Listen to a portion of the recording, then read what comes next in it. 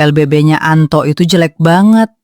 Masa anak yang nggak bisa baca tulis dia pukuli? Kamu sering mukulin muridmu kan kalau lagi nggak bisa baca tulis? Hayo, ngaku kamu. Bu, Anto berangkat dulu ya. Ya nak, hati-hati di jalan ya. Assalamualaikum. Waalaikumsalam. Bu, tahu Anto kan?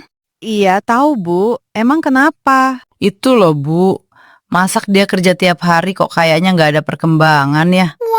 Bajunya yang dipakai ya itu-itu terus. Kalau dilihat-lihat emang bener sih, nggak pernah ganti ya Bu. Emang dia kerja di mana Bu? Dengar-dengar sih, kerja di LBB Kalistung, Bu. Wah, gajinya paling kecil banget ya kan? Pantes lah Bu, bajunya itu-itu terus yang dipakai. Wong gajinya kecil banget, nggak kayak anak kita jadi pegawai semua. Orangnya datang, Bu. Mari, ibu-ibu. Tuh kan, bener kan Bu? Bajunya gak ganti-ganti. Bener Bu, ternyata nggak kayak anak kita ya punya seragam dinas. Jadi tiap hari ada seragamnya, bisa ganti-ganti. Bener banget Bu. Dulu aja dia selalu ranking 1. Sekarang kerjanya lebih mapan anak kita. Mereka terus menggunjing Anto dan merendahkannya. Ya Allah, tega sekali mereka menggunjing aku. Padahal aku nggak salah apa-apa. Banding-bandingkan aku dengan anaknya yang sudah jadi pegawai. Lihat saja ya, akan kubuktikan aku lebih sukses. Anak-anak, masih semangat kan? Hari ini kita belajar membaca ya. Sampai di tempat kerja, Anto semangat untuk mengajar. Alhamdulillah udah selesai. Waktunya aku pulang. Assalamualaikum Bu, Anto pulang. Waalaikumsalam nak. Wah, harum sekali masakannya Bu. Bikin Anto lapar nih. Hehehe. Gimana kerjanya tadi nak? Apakah lancar? Alhamdulillah lancar semua Bu. Tadi juga ada yang daftar lagi 5 anak. Alhamdulillah. Semoga makin berkembang ya nak. Dan suatu saat bisa memiliki cabang. Amin Bu. Oh ya, tadi Bu Sumi dan Bu Darmi kok sinins banget sama aku ya? Aku tadi nyapa juga, mereka diam saja. Oh iya, mereka emang begitu wataknya nak. Sukanya merendahkan orang lain dan tidak mau mengaca pada diri sendiri.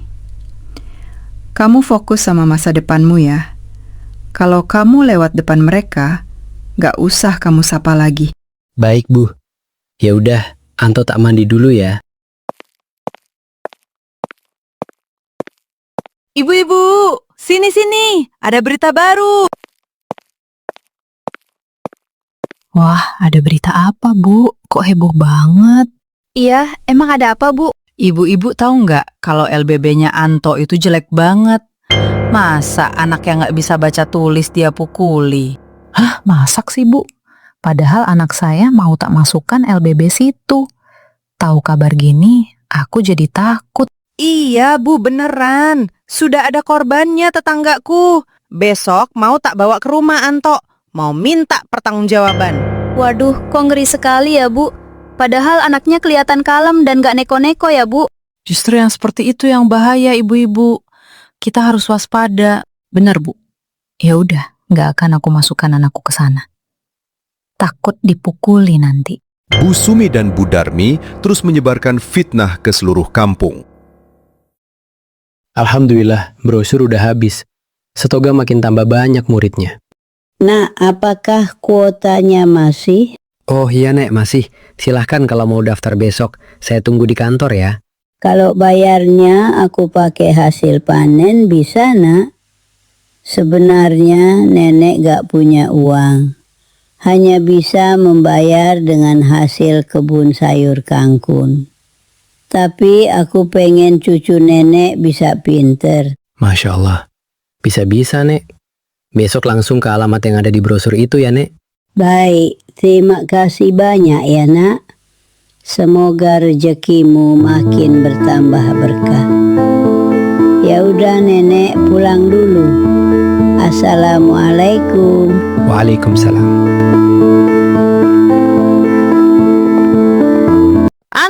Anto, keluar kamu. Ada apa ibu-ibu? Kok rame sekali? Halah, nggak usah pura-pura kamu. Kamu sering mukulin muridmu kan kalau lagi nggak bisa baca tulis? Hayo, ngaku kamu. Coba nak, kamu tanya anaknya, apakah benar begitu? Tapi anak ini bukan murid LBB Anto, Bu. Halah, banyak alasan kamu. Lihat nih, bapak-bapak, ibu-ibu, Anto sudah melakukan kekerasan pada muridnya. Tutup saja LBB-nya. Tunggu. Loh, nak kamu kenapa di sini? Nenek cariin di pasar nggak ada. Ternyata kamu di sini. Loh, Nek, ini cucuk nenek. Iya nak, ini cucu nenek yang akan aku masukkan LBB kamu. Tadi dia ikut jualan nenek di pasar. Tiba-tiba hilang. Ternyata di sini. Astagfirullahalazim. Kalian benar-benar pembohong. Itu jelas-jelas anak baru mau masuk LBB. Udah nuduh Anto mukulin anak itu. Iya, bener. Dasar tukang fitnah, ingin menjatuhkan usaha Anto. Benar-benar kejam kalian. Pergi kalian dari sini. Akhirnya Darmi dan Sumi gagal untuk memfitnah dan menghancurkan LBB Anto. Beberapa hari setelah fitnah itu menyebar, keadaan justru berbalik. LBB milik Anto semakin ramai didatangi wali murid untuk mendaftarkan anaknya. Banyak orang mulai sadar bahwa semua tuduhan itu tidak benar.